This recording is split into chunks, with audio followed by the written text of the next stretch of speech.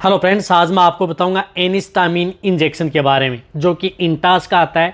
एनिस्टामिन injection आपके पशु में क्या काम करता है, इसकी कितनी डोज देनी चाहिए, किस तरह की स्थिति यदि आपके पशु में हो जाती है तो आप इस इंजेक्शन का उपयोग पशु में करवाया जाता है। बहुत अच्छा इंजेक्शन है, रिजल्ट भी अच्छे मिलते हैं। जिसके अंदर साल्ट आता है क्लोरफेनेरमाइन मेलेट। कहने का मतलब है कि क्लोरफेनेरमाइन मेलेट साल्ट का जो इंजेक्शन है वह आपके पशु में क्या क्या काम करता है और किस तरह की स्थिति हो जाए तब आप इस इंजेक्शन का उपयोग पशु में जरूर करवाना चाहिए, अन्यथा आपको अन्य जो बीमारियां हैं उनका आपको रिजल्ट नहीं मिल पाएगा। वीडियो शॉर्ट में बनाई गई है। चैनल पर पहली बार आए हैं तो पहली बार चैनल को सब्सक्राइब कर लें, साथ में बेल आइकन और ऑल बड़ा ऑप्शन दबाएं। आपको पता है कि चैनल पर सही, सटीक और साइंटिफिक मेथड से आपको जानकारी दी जाती है, तो इस चैनल की वीडियो जितना हो सकता है पशुपालक के साथ शेयर जरूर कर दिया करें, आते ही लाइक कर दिया करें। देखो, यदि आपके पशु में यदि आप एनिस्टामिन इंजेक्शन का उपयोग करना है तो किस स्थिति में करना है।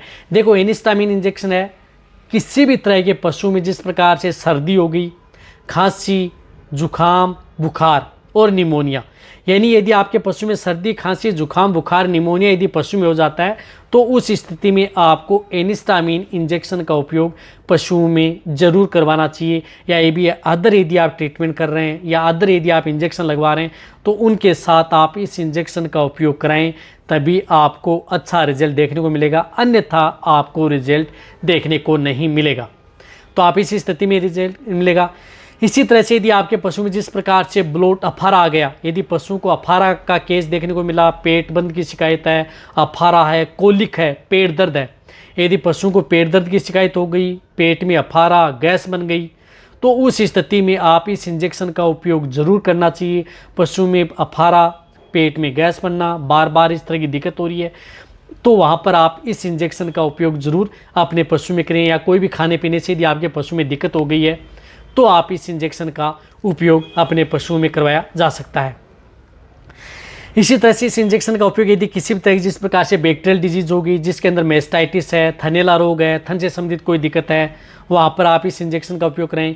इसी तरह से कोई वायरल इन्फेक्शन है, वायरल इन्फेक्शन में आएगा निमोनिया, खांसी, जुकाम, बुखार या अदर कोई टेम्परेचर यदि पशु में हो गया है तो वहाँ पर भी आप इस इंजेक्शन का उपयोग पशु में ज़रूर करवाना चाहिए।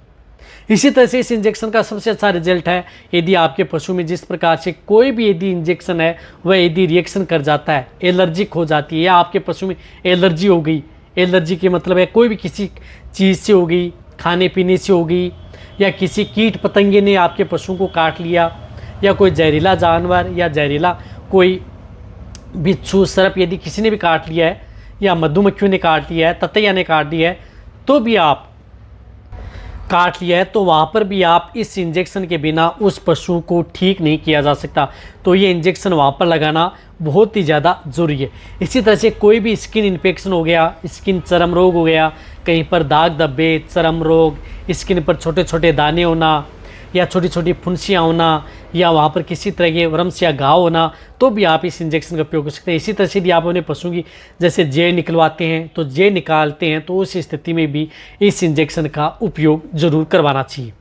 ये इंजेक्शन यदि कई इस तरह की जो एंटीबायोटिक इंजेक्शन है जो कि आपके पशु में रिएक्शन कर सकती हैं, जैसे पेनिसिलिन ग्रुप की एंटीबायोटिक हुई, फोर्टिफाइड प्रोकेन पेनिसिलिन है, DCR है, स्ट्रेप्टोपेनिसिलिन है, या पेनिसिलिन ग्रुप की अदर एंटीबायोटिक होती हैं, वह क्या करती हैं कि कई बार पशु में रिएक्शन कर जाती हैं, इंजेक्शन लगाते हैं। तो यदि आप उनके साथ ये इंजेक्शन यदि आप लगा देंगे एनिस्टामिन, तो आपके पशु में रिएक्शन या आप उस पशु को इस तरह की अदर स्थितियाँ उनसे बचा सकते हैं।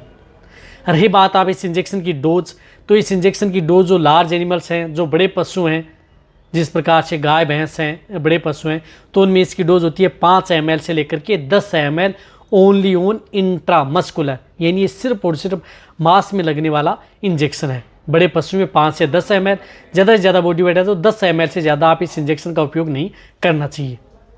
इसी तरह से स्मॉल एनिमल्स हैं, जिस प्रकार से उसमें काफ है, बेफेलो काफ हैं, इसी तरह से भेड़ बकरी हैं, तो उनमें आप 1 ml से लेकर के 3 ml, 1 ml से लेकर के 3 ml ओनली ऑन इंट्रामस्कुलर इस इंजेक्शन का उपयोग किया जाता है। रही बात ये इंजेक्शन प्रेग्नेंट पशु हैं, यानी जो गाभिन पशु हैं, प्रेग्नेंट पशु के लिए सेफ इंजेक्शन है, यानी सुरक्षित इंजेक्शन है, उनको कोई भी नुकसान आपके पशु में नहीं करेगा। तो आप अच्छी तरह समझ गए। इसी तरह से इस इंजेक्शन का उपयोग यदि पशु में अस्थमा है, सांस से संबंधित यदि कोई बीमारी हो जाती है तो भी आप इस इंजेक्शन का उपयोग कर सकते हैं।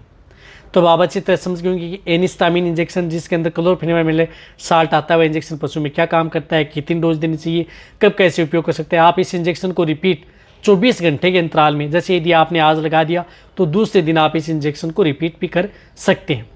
तो वीडियो जितना हो सकता है पशुपालन वीडियो के साथ इसी तरह वीडियो देखते रहिए। थैंक्स, धन्यवाद।